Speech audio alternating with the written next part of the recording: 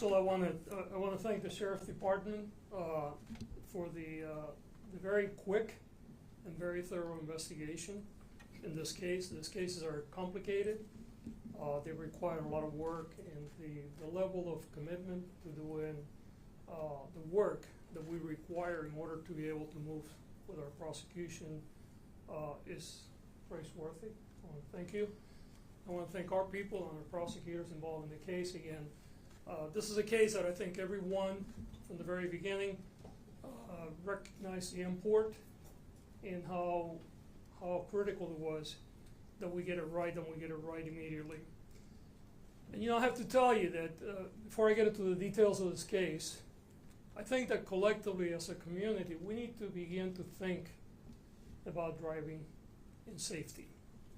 We have seen a tremendous uptick nationally in the level of traffic-related death in our country. We're seeing people driving at speeds that, quite frankly, were very uncommon years ago. I understand that the vehicles are faster, they're quieter, but that is no excuse. Just about 2 weeks ago, we lost 2 members of our family in another tragic collision where an individual was going over 100 miles an hour. And here, in this particular incident, we lost 4 young people with a complete life ahead of them for really no reason other than complete and reckless disregard for the life of others. So, Neon Ralston, Peyton Stewart, Deslin Williams, and Asha Ware were seniors at Pepperdine, and they were minding their own business, just being in the neighborhood where their school is, and they lost their life unnecessarily. For those reasons, we're here today to announce that we're charging Fraser Michael Bond of Malibu with 4 counts of murder and 4 counts of gross vehicular manslaughter. He is being held on $4 million of bail. On October 17th at around 8:30 p.m., Mr. Bond was allegedly speeding at speeds of 104 miles an hour on a 45-mile-an-hour zone on PCH when he lost control of his BMW.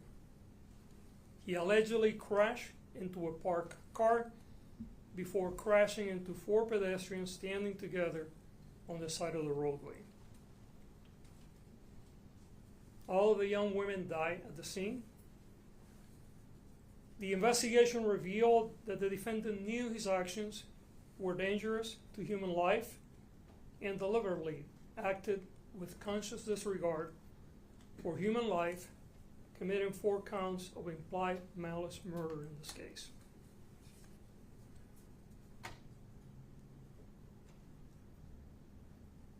I can't say this enough.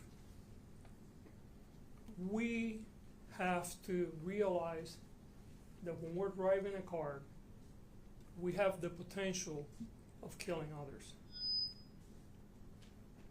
When we're driving at 100 plus miles an hour on a 45 mile per hour zone, the only reasonable conclusion that could arrive out of that behavior is harming others. And in the worst case scenario, as it happened here, is killing others. We're going to ensure with our partners in law enforcement, the people that engage in this behavior will face severe consequences. But I also recognize that what we do here is not going to bring the 4 victims back to their families, back to their communities. And I understand that generally what we do in these cases is not a deterrent.